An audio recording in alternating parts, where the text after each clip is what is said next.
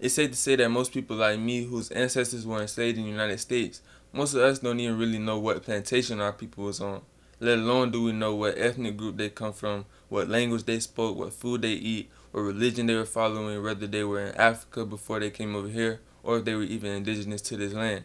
Specifically for me coming from Brunswick, Georgia, right in the heart of the Gullah Geechee corridor, I never really met anybody who was Muslim coming up, who practiced Ramadan and prayed 5 times a day, things like that.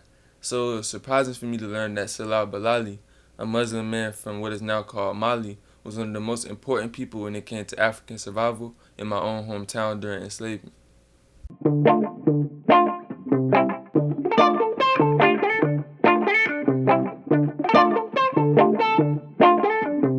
It's estimated that over a quarter of the Africans who were enslaved and taken from Western Central Africa were actually Muslim.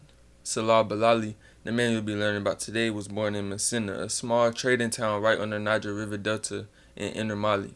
The people in this area had first started growing things like millet and sorghum over 10,000 years ago. Because of this, many of them were sought after by the English to be brought to the United States to grow rice. This is where a lot of the Gullah Geechee people come from. Unfortunately for Mr. Bilali, when he was born in the late 1700s, the area was under the control of the Bambara people, and they built wealth through trade, including the slave trade.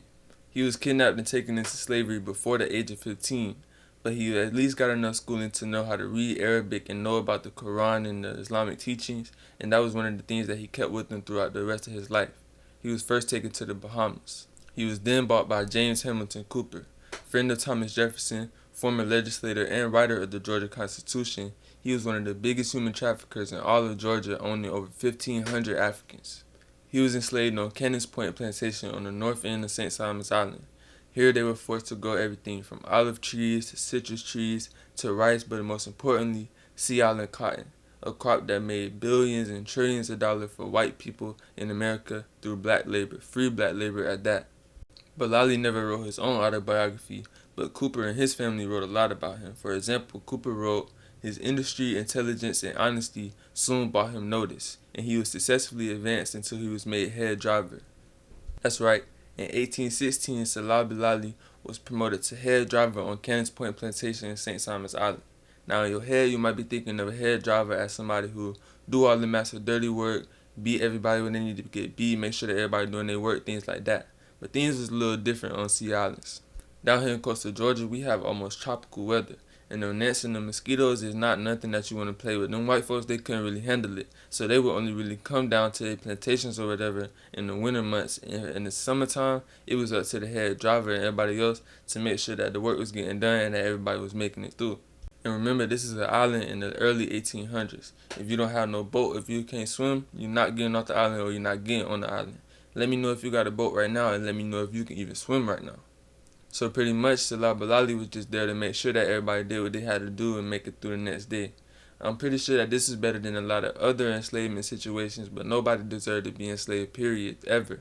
But at the same time, he was appointed by the master and not the people. So you can really question whether the people even accepted him as their leader.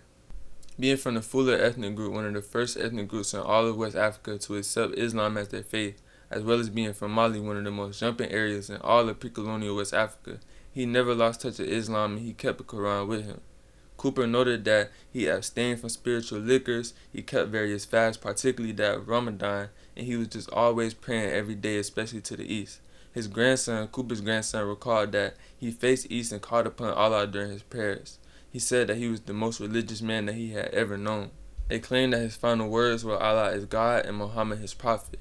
Today, St. Simon's is the most quote-unquote developed, or what I like to call gentrified, Sea Islands in Georgia. It's where white folks go to have plantation weddings and George Bush bring his friends to play golf and things like that. The black population today on St. Simon's is less than 2%. Compared to the less than 300 black people who live on the island, some of them are rich enough and some of them have been able to actually keep their land through all of these generations. There's over 20,000 of us who live on the mainland in Brunswick, and in the school system we haven't learned anything about Silah Bilali, James Hamilton Cooper, Cannons Point Plantation, any of this. So that's why I'm using this platform to teach people not only in my city but around the world. We can enlighten billions of black people on their own history and the things that's going on today as well. If you want to help me out with this journey and you enjoyed this video, make sure you hit a like and subscribe. If you have any other Muslim people or any just black people, period, who really did a lot for our community, especially in coastal Georgia, make sure you leave them in the comments. Peace.